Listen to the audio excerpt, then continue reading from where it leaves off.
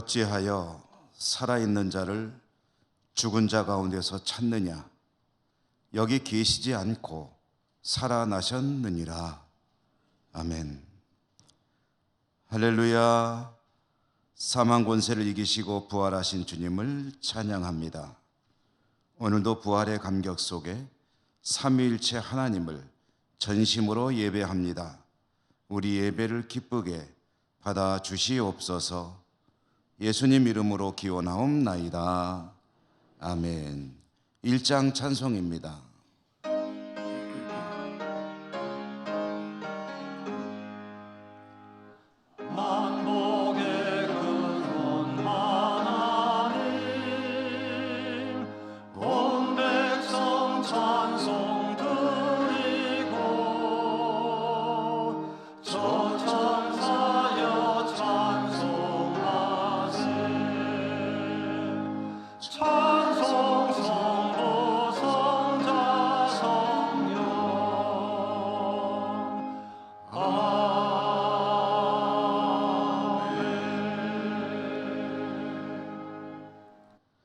고백의 기도를 드리겠습니다. 신앙의 어려움이 닥쳐올 때, 인생의 어려운 순간을 만날 때 저희들은 낙심하고 절망하며 하나님을 온전히 의뢰하지 못했습니다. 육신의 생명이 다하면 모든 것이 끝나는 줄로만 알았습니다. 눈에 보이는 것이 다인 줄 알고 거룩한 삶을 살지 못했습니다. 부활 소망을 가지고 사는 일에도 그리 성공적이지 못했습니다. 주님, 저희들의 부족함과 연약함을 불쌍히 여기시고 부활 신앙으로 날마다 승리하는 삶을 살게 하여 주시옵소서. 이 시간에 계속해서 주님과 저희들 자신만이 아는 모든 은밀한 죄와 허물들을 침묵하며 고백합니다.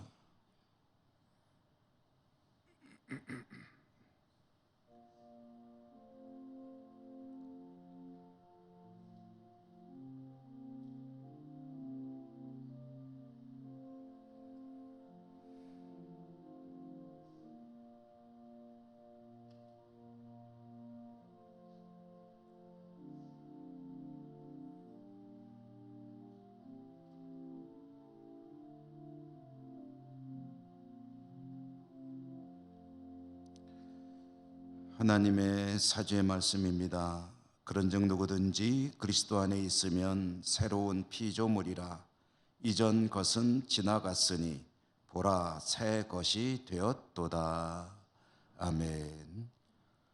성시교도 교동문 133번 부활절 교동문입니다. 하나님께서 그를 사망의 고통에서 풀어 살리셨으니 우리 주 예수 그리스도로 말미암아 우리에게 승리를 주시는 하나님께 감사하노니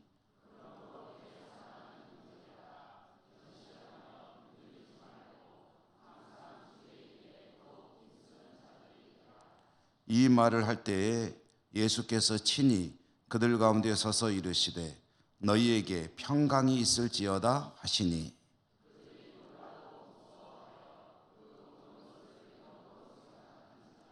예수께서 이르시되 어찌하여 두려워하며 어찌하여 마음에 의심이 일어나느냐.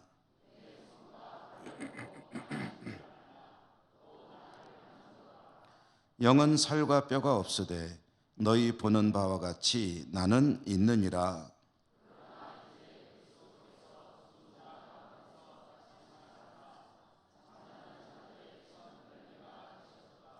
예수께서 이르시되 나는 부활이요 생명이니 나를 믿는 자는 죽어도 살겠고 무릇 살아서 나를 믿는 자는 영원히 죽지 아니하리니 이것을 내가 믿느냐.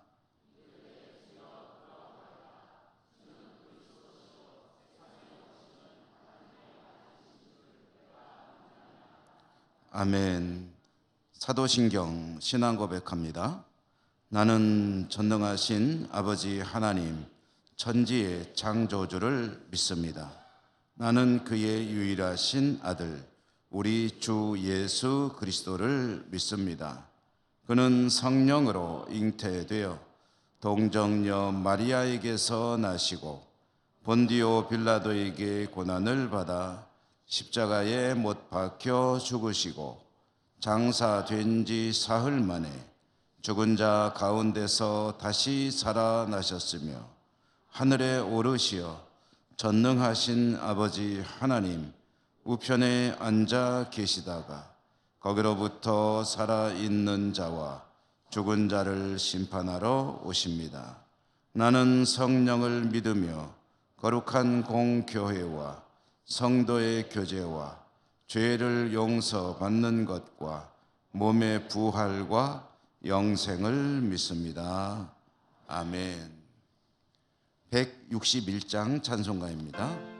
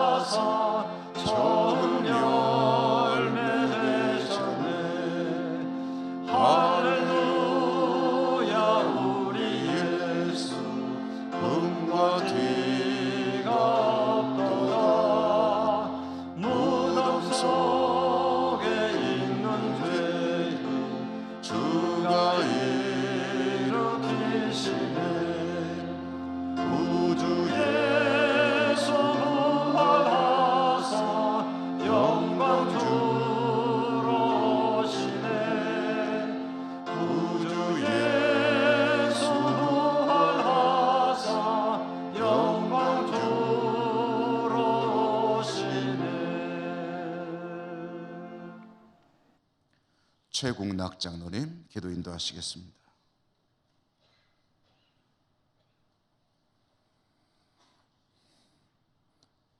온 인류를 사랑하사 구원하시기 위하여 십자가의 고난을 당하시고 죽으신 지 3일 만에 부활하신 우리 주 예수님을 찬양합니다. 이 시간 저희들이 부활의 첫 열매가 되신 예수님을 찬양하며 예배드릴 때에 성령께서 부활의 생명으로 우리 가운데 충만히 임재해 주옵소서.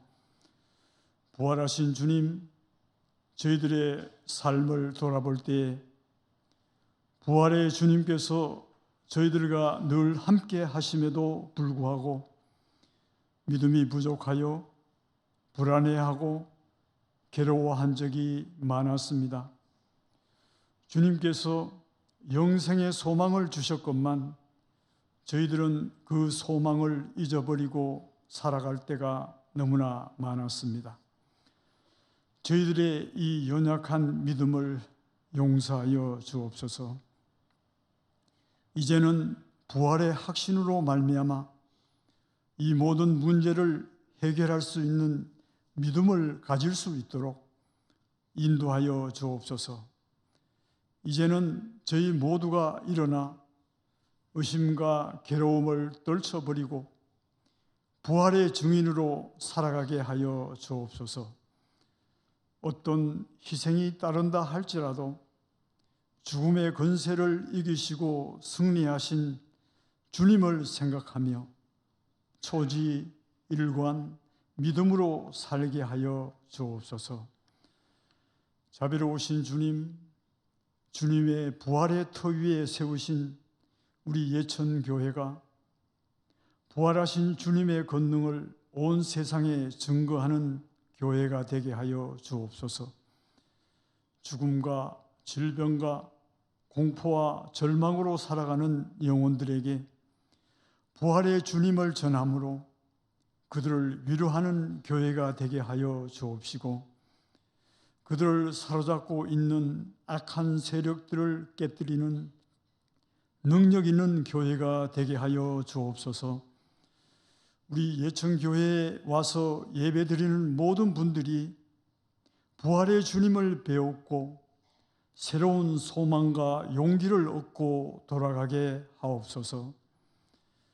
부활하신 주님, 우리 민족 위에 자비를 베풀어 주사 많은 영혼들이 부활의 주님을 만나게 하여 주옵시고, 이 땅이 공평이 물같이 정의가 하수같이 흐르는 복된 나라가 되게 하여 주옵소서. 이 시간 강단에서 부활의 복된 소식을 전하시는 목사님을 성령께서 친히 붙들어 주시고 권세 있는 말씀으로 저희 온 심령을 소망으로 채워 주옵소서. 아름다운 찬양으로 주님께 영광 돌리는 호산나 찬양대와 예배를 위해 섬기는 숨은 손길들 위에도 귀한 은총 베풀어 주옵소서. 이 모든 기도 드리올 때에 부활의 첫 열매가 되신 예수 그리스도의 이름으로 기도드립니다. 아멘.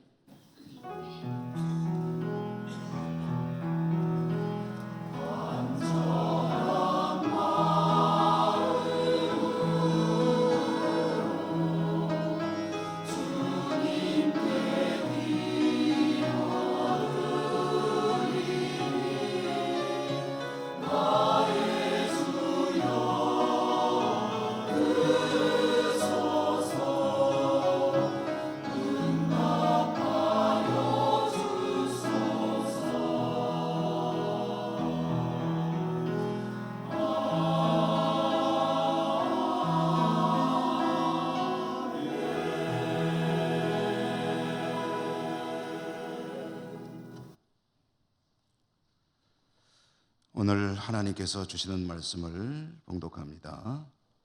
신약성경 고린도전서 15장 50절에서 53절까지입니다. 강단에 물이 없는데 물을 좀 채워주시기 바랍니다. 15장 50절에서 53절까지.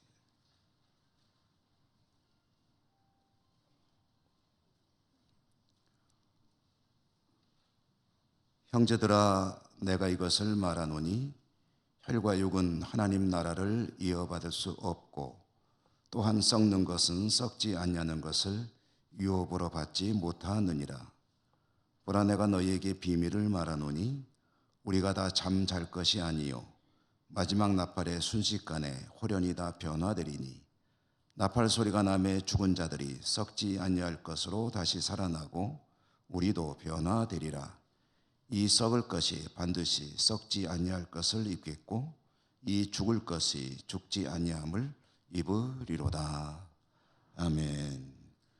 호산나 찬양대 하나님께 찬양 올려드립니다.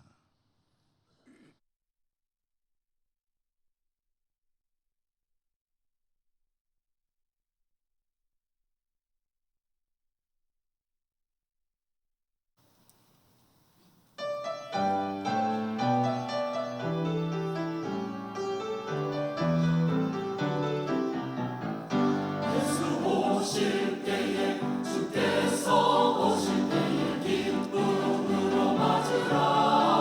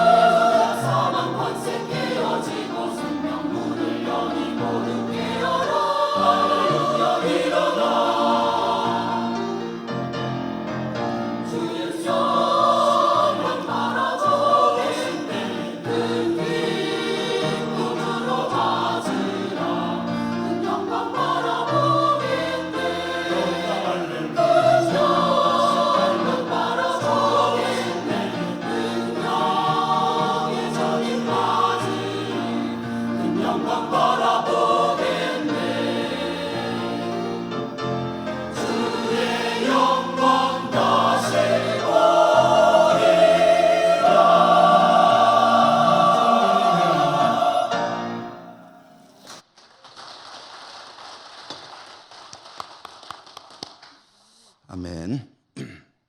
할렐루야. 부활의 은총이 함께 하시기를 기원합니다.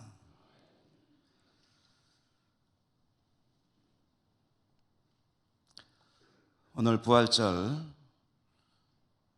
부활 그리고 변화라는 제목으로 여러분과 말씀을 나누겠습니다.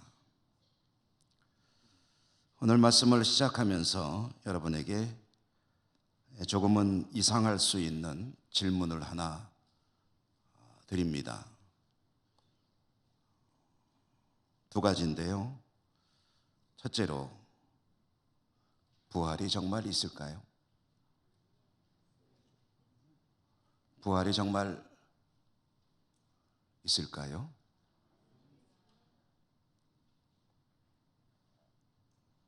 두 번째 질문입니다. 부활이 있다고 한다면 언제 어디서 어떻게 부활을 하게 될까요? 요건 좀 어렵죠.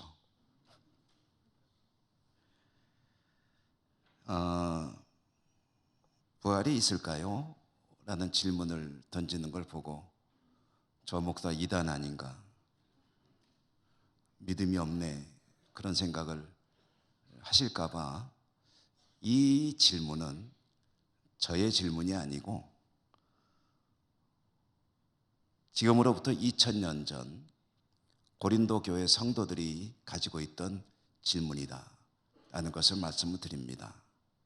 저는 부활을 의심하지 않습니다.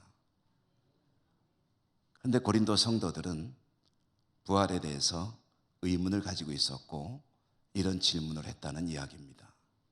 부활이 정말 있나요? 부활을 하게 되면 언제 어디서 어떻게 하나요? 고린도 전서, 고린도 교회랑 관련되는 문제이므로 고린도 이야기를 잠깐 드려야 될 것 같습니다. 사도 바울이 세 차례에 걸쳐서 선교 여행을 했죠. 그 중에 두 번째, 제2차 선교 여행을 할 때에 고린도라고 하는 거대 도시, 당시로서는 큰 도시에 도착하게 되었고 그곳에서 복음을 전하며 사역을 하다 보니 교회가 성립이 되었습니다. 그게 고린도 교회죠. 사도 바울은 고린도에 1년 6개월이라고 하는 비교적 상당히 긴 기간을 머물렀습니다. 데살로니가 같은 역시 큰 도시였는데 데살로니가 같은 도시에는 물론 타이였지만 겨우 3주간 머물렀던 것에 비하면 고린도에 1년 6개월이나 머물렀다는 것은 굉장히 오래 머물렀다는 것을 알 수가 있죠. 이것은 사도 바울이 고린도라고 하는 도시 그리고 고린도 교회라는 교회에 상당히 공을 들이고 있었다 하는 것을 반증해 주는 그런 이야기가 아닐 수 없습니다. 사도는 그렇게 고린도에 오랫동안 머물다가 그러면서 교회를 섬기다가 거기서 영원히 있을 수는 없으니까 다시 선교를 떠나게 되죠. 고린도를 떠난 사도는 여러 도시를 거쳐서 선교 본부라고 할 수 있는 안디옥으로 돌아갑니다. 안디옥에서 잠시 선교 보고를 한 후에 다시 제3차 선교 여행을 떠나게 되고 제3차 선교여행 때에는 에베소라고 하는 도시에 오랫동안 머물게 되죠. 2차 때는 고린도에 오래 머물렀고 3차 때는 에베소에 오래 머물렀다. 그런데 사도 바울이 고린도 교회를 떠난 이후에 이 교회에는 수많은 문제들이 발생했습니다. 어떤 문제들이 있었는지는 잠시 후에 말씀드릴 텐데요. 고린도 교회는 이런 문제들로 많이 힘들었습니다.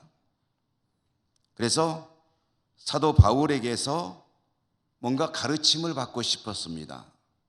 조언을 듣고 싶은 거죠. 사람들을 사도 바울에게 보냈는데 사도 바울이 에베소에 머물고 있다는 소식을 들었기 때문에 고린도에서 바다를 건너 가야 하는, 지금의 그리스에서 지금의 터키로 바다를 건너서 사람들을 보냈습니다. 고린도의 교회에 이제 위탁을 받고 사도 바울을 찾아온 성도들은 사도에게 여러 가지 질문을 내어놓았습니다. 교회에 있었던 문제들이고 성도들의 궁금증이었죠. 그 중에 결혼을 해야 되느냐 말아야 되느냐 하는 문제도 있었고요. 또 우상에게 바쳐진 음식을 먹는 것이 어떤 것이냐, 가능하냐, 먹어도 되느냐, 먹으면 안 되느냐 하는 문제에 대해서도 질문을 했습니다. 고린도 교회는 성령의 은사가 대단히 풍성한 교회였는데 그로 인해서 또 수많은 문제도 발생하고 있었기 때문에 이 성령의 은사 문제에 대해서도 교회는 사도에게 질문을 했습니다. 사도 바울은 이런 질문받은 문제들에 대해서 자신의 견해를 상당히 성의 있게 비교적 자세히 대답을 써가지고 그 대답을 편지로 보냈습니다. 그 편지가 바로 지금 우리가 가지고 있는 고린도전서라는 성경이죠. 사도 바울은 고린도 성도들의 질문을 받고 그 질문에 대해서 대답을 해서 보냈는데 편지를 쓸 때에 자신이 받은 질문에 대한 대답만 쓴 것이 아니었습니다. 질문에 대해서 대답도 썼지만은 질문하지 아니한 여러 가지 문제들에 대해서도 사도는 조언을 아주 성의껏 자세히 기록해서 보냈습니다. 질문하지 않은 문제들, 그것은 어떤 것이었을까요? 이것은 비록 사도 바울이 고린도로부터 먼 곳에 떨어져 있었지만은 소문은 듣고 있었거든요. 고린도 교회에서 이런 일, 저런 일, 이런 문제, 저런 문제로 교회가 내홍을 겪고 있다. 많이 힘들어하고 있다. 라는 소식을 들었기 때문에 거기에 대한 자신의 의견들, 조언들, 견해들도 잘 써가지고 함께 보냈다는 거죠. 그러면 고린도의 성도들이 사도에게 제기했던 질문들 말고 또 사도가 듣고서 의견을 피력했던 그런 문제들은 어떤 것이 있었을까? 여러분, 고린도 하면 너무 잘 아시는 대로 우선 교인들 간에 분열이 아주 심각했습니다. 교회가 4개의 파벌로 나뉘어가지고 아주 시끄러웠다는 거죠. 또 교인들 간에 소송 문제도 있었습니다. 소송이라는 것은 참 힘든 일이죠. 그런데 교회 내에서 교인들 간에 소송이 벌어졌다. 얼마나 힘들었겠습니까? 더하여 참 민망스럽게도 교회 내에 성추문도 있었습니다. 입에 담기조차 민망한 그런 일들이 고린도 교회 내에서 벌어지고 있었다는 거죠. 이런 여러 가지 좋지 못한 소식들을 들었기 때문에 사도는 이런 문제들에 대해서도 자신이 하고 싶은 이야기를 써서 보냈다는 그런 말씀입니다. 그런데 이렇게 사도가 전해들은 그런 고린도 교회의 내부 문제들, 그 문제들 가운데에는 부활에 관한 문제도 있었습니다. 성도들이 믿음 생활 하잖아요. 근데 부활에 대해서 성도들이 의문을 가지고 있었다는 거예요. 그래서 그들은 이렇게 질문을 하는 겁니다. 사도에게 질문을 한 건 아니지만 부활에 대해서 가지고 있는 의문이 두 가지가 있었는데 그게 바로 제가 설교 서두에 말씀드렸던 질문들이었습니다. 정말로 부활이 있는 건가요? 만약에 부활이 있다고 한다면 그 부활은 언제 어디서 어떻게 어떤 모습으로 이루어지게 되는 걸까요? 이것이 고린도 성도들이 가지고 있었던 그런 의문 그리고 궁금증이었습니다. 사도는 고린도 성도들이 가지고 있는 이 부활에 대한 의문에 대해서 두 가지 문제에 대해서 정말 성의껏 자기가 할 수 있는 모든 걸 다 동원해서 대답을 주었습니다. 첫 번째 문제, 정말로 부활은 있는 건가요? 부활이 있는 걸까? 라는 의문에 대해서 사도가 대답한 내용들이 오늘 우리가 읽은 고린도전서 15장의 좀 앞부분에 나오는데요. 그것을 좀 정리해 가지고 일상적인 용어로 바꿔서 말해 본다면 이런 내용이었습니다. 주님께서 성경에 예고된 대로 죽으셨고 또한 성경에 기록된 대로 죽으신 지 사흘 만에 부활하셨다. 다시 사신 주님은 베드로에게 자신을 보여주셨고 12 제자들에게도 보여주셨고 500여 성도들에게도 자신을 보여주셨고 사도 야고보에게도 자신을 보여주셨고 그리고 나 바울에게도 자신을 보여주셨다. 이렇게 주님은 확실하게 다시 사셨고 많은 증인들이 주님이 부활하신 주님을 직접 목격하였다. 주님은 부활의 첫 열매이시고 주님 안에서 모든 사람이 그와 같이 부활하게 될 것이다. 부활을 확신하지 못하는 고린도 성도들에게 사도 바울은 논리적으로 증거를 제시하면서 부활이 반드시 있을 것이라고 이야기한 것이죠. 우리는 주님이 부활의 첫 열매라는 말을 자주 쓰는데요. 첫 열매라는 이 첫이라는 말은 유일한 경우에는 쓰지 않습니다. 첫이라는 말은 그 뒤에 이어지는 그런 후속 조치들이 있을 것임을 예고하는 말이죠. 예를 들어서 여러분 야구 하잖아요. 야구에 1번 타자 있잖아요. 야구 좀 안 보시나요?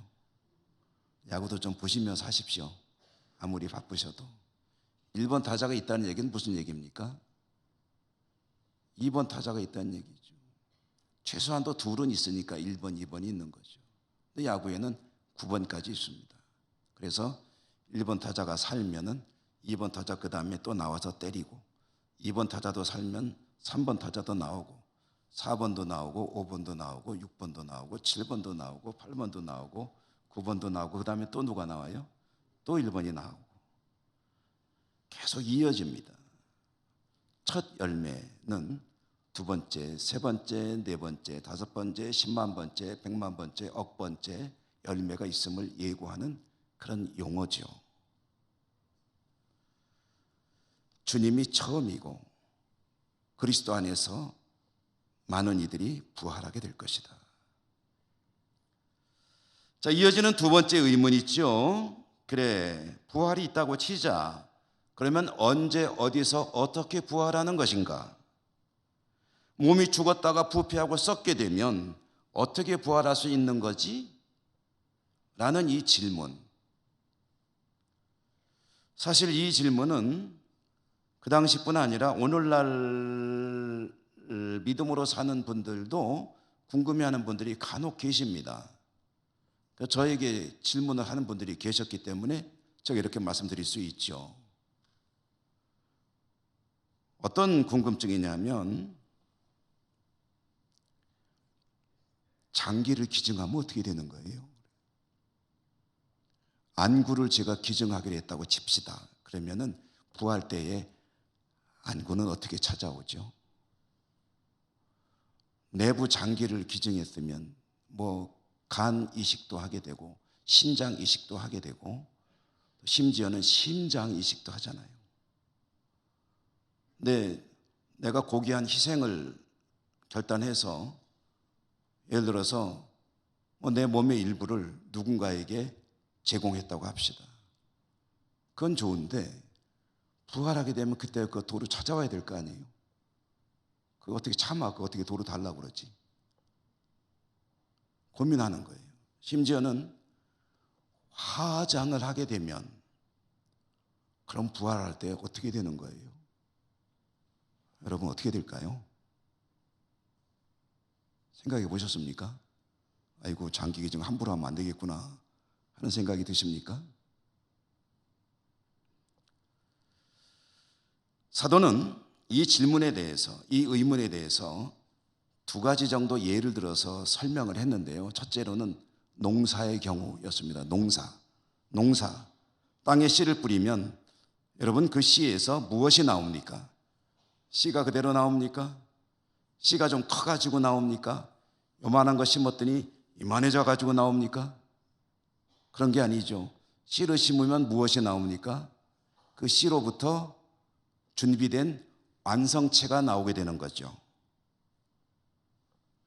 농사들 안 해보셨나 봐요.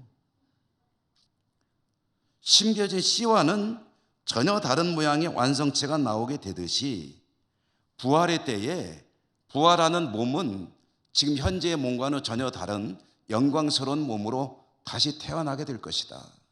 변화된다는 겁니다. 그러니까 기증해도 돼요. 괜찮습니다. 화장해도 아무 문제 없습니다. 영광스러운 몸의 형태로 다시 태어나는 것과 같은 그것이 바로 부활이다.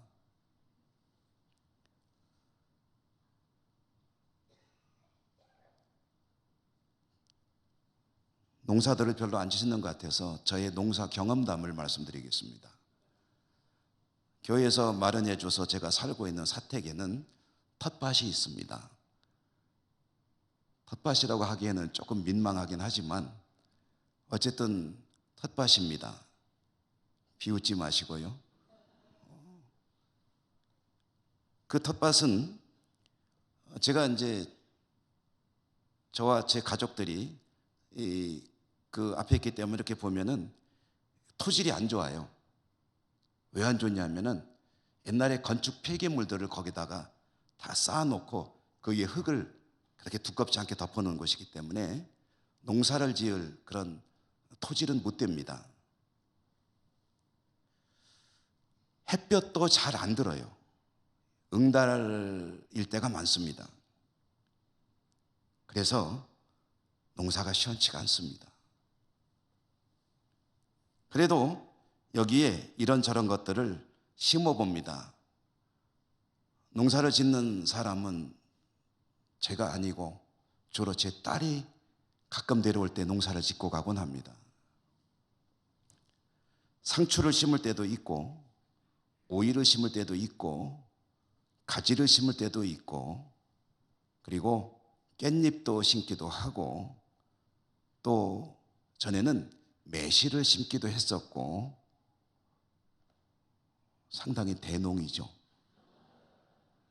여러 가지 작물들을 그곳에 심고 또 안에는 그곳에 꽃을 많이 심기도 합니다.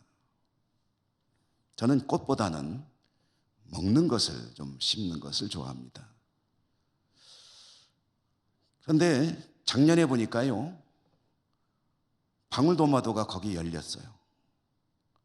방울토마토가 아주 예쁘게 열렸습니다. 그래서 제가 방울토마토 심었냐고 물어봤죠. 방울토마토 사진 좀 한번 보여주시죠.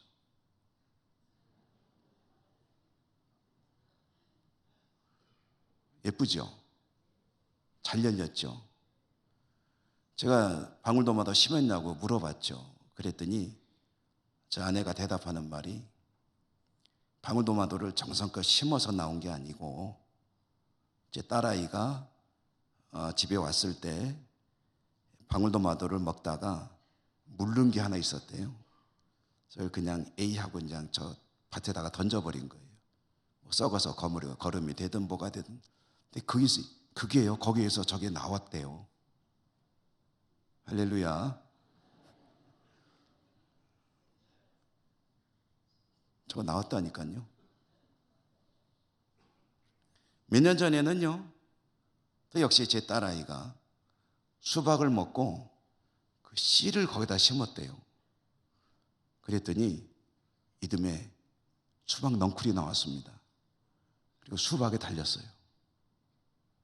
다만 수박이 크기가 좀 시원찮아가지고 야구공보다 조금 작고 골프공보다는 조금 큰 그런 게 생겨가지고 달려있는 것을 볼 수 있었습니다.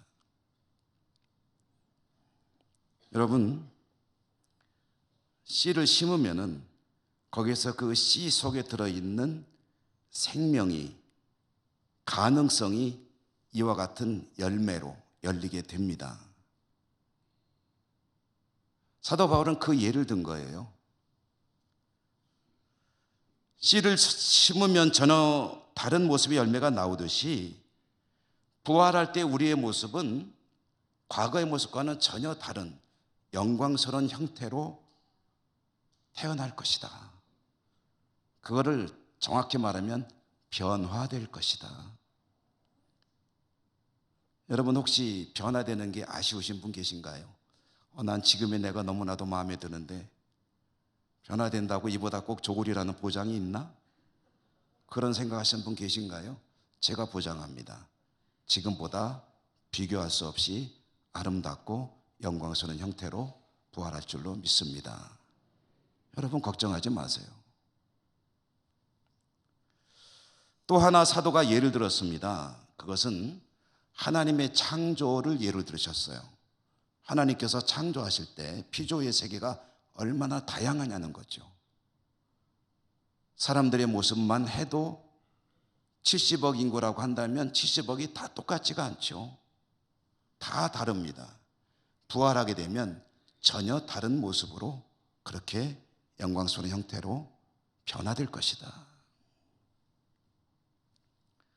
여러분, 여기에서 부활 이전과 부활 이후를 비교할 때 확실한 사실들이 있습니다. 그것은 부활 이전에 우리의 몸은 썩는 몸입니다. 그런데 부활 이후에 우리의 몸은 썩지 아니하는 몸입니다. 부활 이전의 몸은 욕된 것이로되 부활 이후의 몸은 영광스러운 것입니다. 부활 이전의 몸이 약한 것이라고 한다면 부활 이후의 몸은 강한 것으로 변화될 것입니다.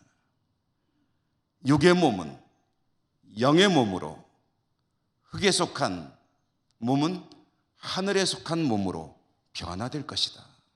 이것이 사도 바울을 통해서 제시되는 부활에 따른 변화 이야기입니다. 사도는 이렇게 고린도 교회 성도들의 부활에 대한 궁금증, 의문에 대해서 풀어서 비교적 자세히 설명을 했는데요.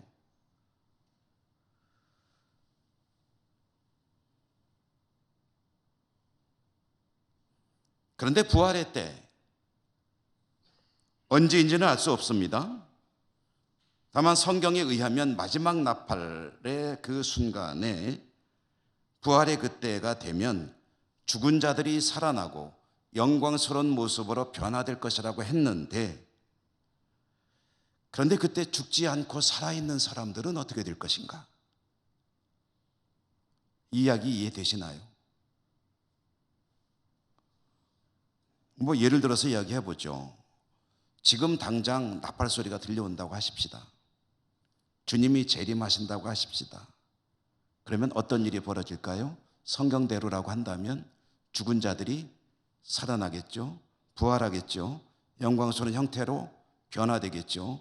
그런데 지금 저와 여러분들은 죽지 않았잖아요. 어떻게 될까요? 얼른 죽었다가 다시 살아나게 될까요? 역시 성경에 의하면 죽은 자들은 살아나서 변화되고 그때 죽지 않고 살아있는 자들은 살아있는 대로 변화될 것이다. 이것이 부활의 때에 있게 될 일입니다. 고린도의 성도들이 궁금해하던 그 일에 대해서 사도가 이렇게 대답을 준 것입니다.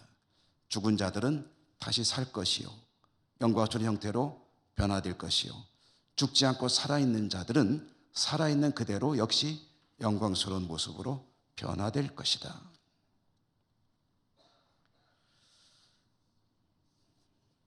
그런데 여기에 우리가 주목해야 될 정말 중요한 전제가 한 가지 있습니다. 전제. 누구나 다 이렇게 영광스러운 부활에 참여하게 되느냐?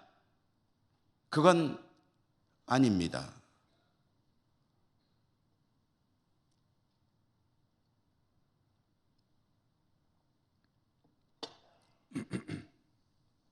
오늘 말씀의 50절에 보면 썩는 것은 썩지 아니하는 것을 유업으로 받지 못한다고 했죠. 썩지 아니하는 것을 유업으로 받고 받지 못하고 이런 어려운 말의 뜻은 뭐냐면은 간단히 말하면 부활한다 못한다 그 이야기입니다. 누가 부활하느냐? 이와 같은 부활의 놀라운 변화의 사건은 믿음의 사람들에게 일어나는 일이다. 믿음의 사람들에게 썩는 것은 썩지 아니할 것을 유업으로 받는 그 역사가 있게 된다. 부활의 영광에 참여할 수 있는 대상은 무제한적인 것이 아니라 제한적이라는 이야기입니다. 어떤 사람이 그 영광에 참여하게 되는가? 제한적이라는 이야기입니다. 생명으로 나오는 부활, 그것은 우리 모두의 소망이죠. 부활에 대한 소망과 믿음은 성도로 하여금 세상의 그 어떤 도전도 극복하게 하는 힘이고 능력이 됩니다. 초대교회 성도들은 주님의 재림에 대한 믿음과 주님 다시 오실 때에 부활할 것이라는 믿음의 소망으로 그 극심한 핍박과 박해를 견뎌냈고 때로는 자신의 생명까지도 내어놓았습니다. 어마어마한 능력인 거죠. 그런데 이 생명의 부활이 누구에게나 일어나는 일이냐? 이것은 변화된 사람에게만 일어나는 일이라는 말씀입니다. 여러분, 제 말이 언어 유희같이 들릴 수도 있을 거예요. 그러므로 조금 더 집중해서 들으시면 좋겠습니다. 부활은 영광스럽지 못한 몸이 영광스러운 모습으로 변화되는 것. 그러니까 부활은 변화입니다. 그 영광스러운 변화에 참여할 수 있기 위해서 먼저 일어나야 하는 일이 있는데 그 일이 변화입니다. 말하자면 이 변화가 있어야 이 변화에 이르게 된다는 말씀입니다. 영광스러운 부활, 이 변화가 있기 위해서는 먼저 이 변화가 있어야 된다. 그 변화가 무엇인가? 우리가 오늘 말씀을 고린도전서 15장 50절부터 53절까지만 읽었는데요. 58절에 보면 사도 바울이 그것을 이렇게 말씀하고 있습니다. 58절의 말씀, 여러분 다 같이 한번 읽어볼까요? 읽습니다. 그러므로 내 사랑하는 형제들아, 견실하며 흔들리지 말고 항상 주의 일에 더욱 힘쓰는 자들이 되라. 이는 너희 수고가 주 안에서 헛되지 않은 줄 알미라. 아멘. 다시 한번 여러분 정리해 보죠. 영광스러운 변화, 부활에 이르기 위해서는 먼저 변화가 있어야 된다. 이 변화, 열매로서의 변화가 있기 위해서 먼저 원인으로서의 변화가 있어야 합니다. 나중에 변화를 위해서 먼저 변화가 있어야 합니다. 먼저 있어야 하는 변화, 그게 뭐냐? 58절 말씀해 보니까 주의 일에 힘쓰는 자가 되어야 한다는 것입니다. 주의 일에 힘쓰는 자로 변화할 때 그에게 영광스러운 부활의 변화가 있게 될 것이다 라는 말씀입니다. 주의 일에 힘쓰는 자가 되라. 여러분, 주의 일에 힘쓰고 계시죠? 자신 없으십니까? 주의 일에 힘쓰고 계시지 않으십니까? 자꾸 찬양대 쳐다봐서 죄송한데 주의 일에 힘쓰고 계십니까? 자신이 없는 것 같아요. 주의 일에 힘쓰는 자들이 되라. 주의 일에 힘쓰고 있다고 생각이 된다면 더욱 힘쓰는 자가 되라. 주의 일에 소홀하고 있다고 생각이 된다면 힘을 내어 주의 일에 더 힘쓰는, 주의 일에 더 집중하는 그런 삶을 살아라. 주의 일에 무관심하다면 관심을 가지는 자가 되어라. 주의 일이 하찮게 여겨진다면 주의 일이 귀하게 여겨지는 쪽으로 변화되어야 한다. 이렇게 나에게 변화가 있을 때, 마지막 그때 주님 오실 때 나에게 영광스러운 부활의 변화가 있게 될 것이다. 이 이야기입니다. 부활의 아침에 여러분 모두 좋은 변화로 나가는 은혜가 있기를 주님 이름으로 축원합니다. 은혜로우신 하나님 감사합니다. 부활의 아침에 저희들에게 은혜 주셔서 예배할 수 있게 하시고 말씀을 들려주셨음에 감사합니다. 변화에 힘쓰고 놀라운 영광스러운 변화에 참여하는 저희 모두가 되게 하여 주옵소서. 예수님 이름으로 감사하고 기도드립니다. 아멘. 165장 찬송하시며 봉헌하시겠습니다.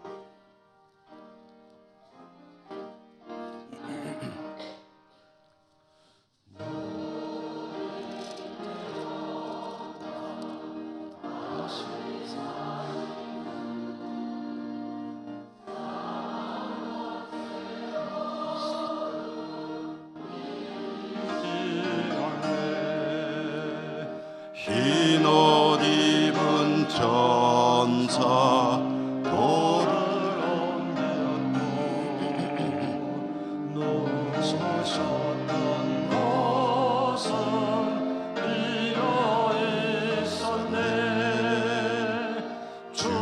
주님께 영광 다시 사신 주 사망 권세 모두 이기시었네. 부활의 주님 나타나시사 두려움과 의심 물리치셨네. 주의 교회 기뻐 찬송하여라. 다시 사신 주님 죽음 이겼네. 주님께 영광 다시 사신 주 사망 권세 모두 이기시었네. 생명의 임금 영광의 주님 없는 삶은 헛될 뿐이라 주의 사랑으로 세상 이기고 요단 건너보냐 가게 하소서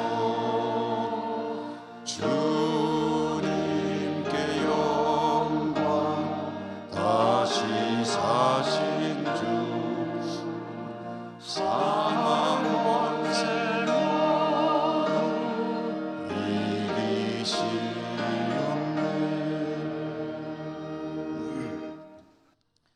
사랑의 하나님, 오늘 부활주일 저희들이 하나님 앞에 나와 예배할 수 있음에 감사합니다.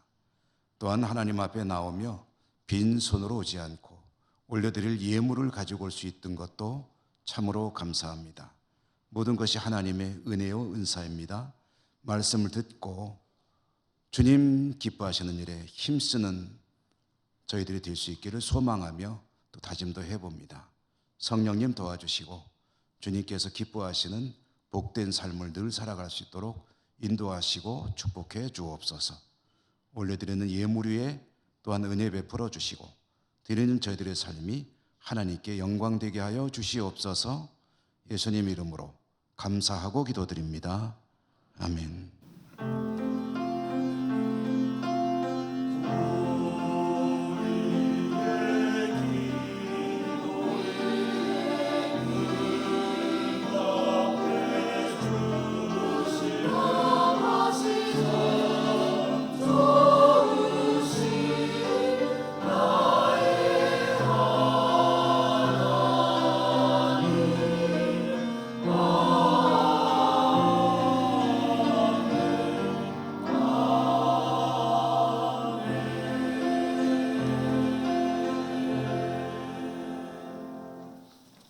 이부 예배에 새가족 우리 등록하신 어른이 계셔서 우리가 환영하고 교회 소식을 전하겠습니다.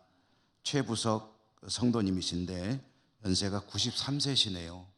93세시고 엊그제 신방 갔을 때 뵀던 어른이신데 오늘 우리 교회 오셨습니다. 저기 계신데요. 그냥 앉아 계셔도 돼요. 앉아 계세요. 그냥 힘드시면. 자, 우리 찬양으로 축복하겠습니다.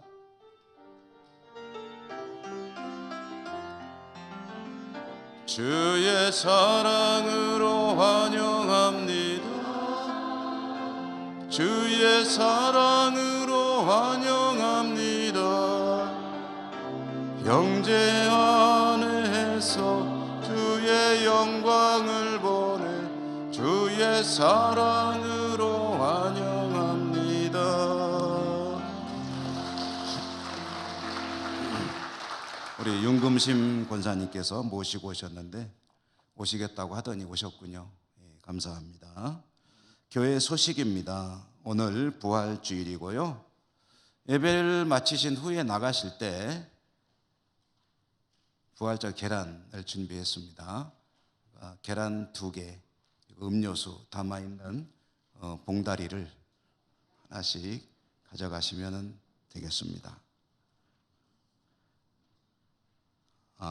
고난주간 특별 새벽기도에 잘 마쳤고요.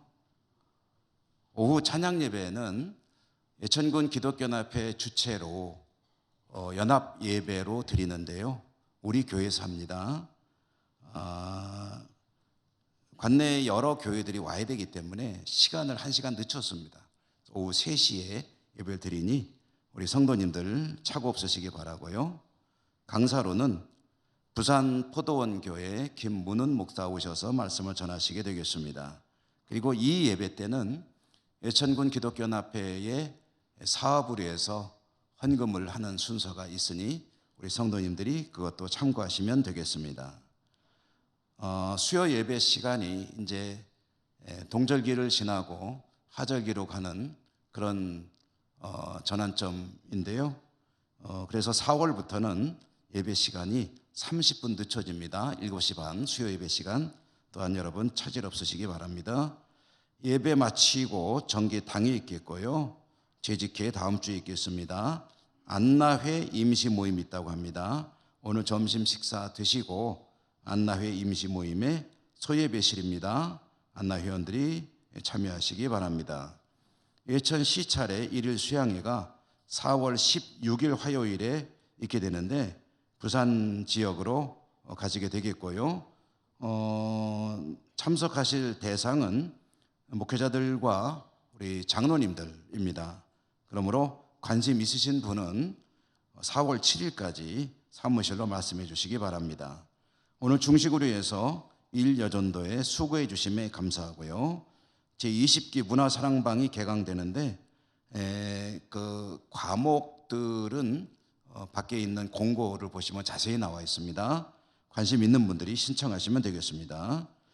오늘 오후 예배는 우리 관내 여러 교회에서 옵니다. 그래서 우리 성도님들이 주차에 대해서 좀 양보를 해주시기를 부탁을 드립니다. 외부에서 오는 분들이 그래도 이제 손님으로 오시는데 주인이 양보를 해야죠. 그래서 예배 마치고 식사도 하시고 한 뒤에 좀 익숙하시니까 우리가 요 근처로 차를 옮겨서 주차해 주시면은 오시는 분들이 좀 편하게 주차할 수 있을 것 같습니다. 협조 부탁드리고요.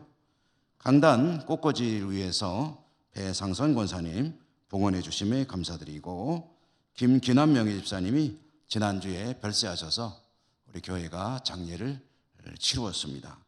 주님의 위로가 유가족들에게 풍성하게 임하시기를 바랍니다. 이제 우리 곁에 계신 분들하고 인사하며 일어나겠습니다. 축부활, 부활을 축구하고 부활의 은총이 함께 하시기를 축복합니다.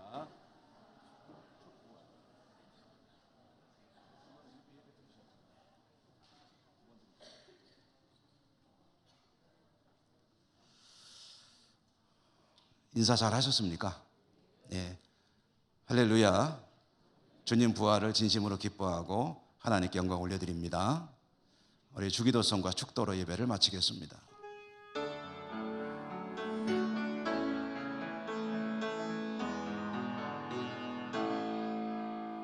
하늘에 계신 아버지 이름 거룩하사 주님 나라 임하시고 뜻이 이루어지리라.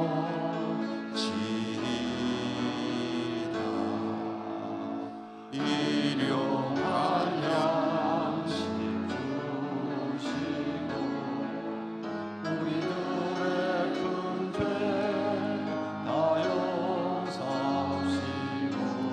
또 시험에 들게 마시고 악에서 구원하소서. 내게 주의 나라 주의 권세 주의 영광 영원히 아멘.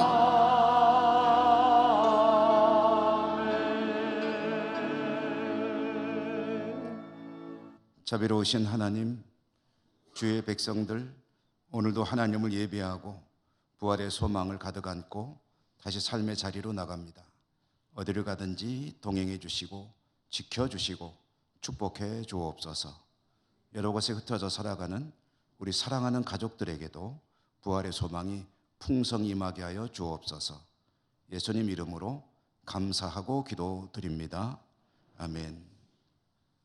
사망 권세 이기시고 부활의 첫 열매가 되신 우리 주 예수 그리스도의 은혜와 하나님 아버지 사랑과 성령님의 교통하심이 예배하고 삶의 자리로 나가는 주의 백성들 머리머리 위에와 저들의 모든 삶의 현장 위에 항상 함께 하시옵기를 축원하옵나이다. 아멘.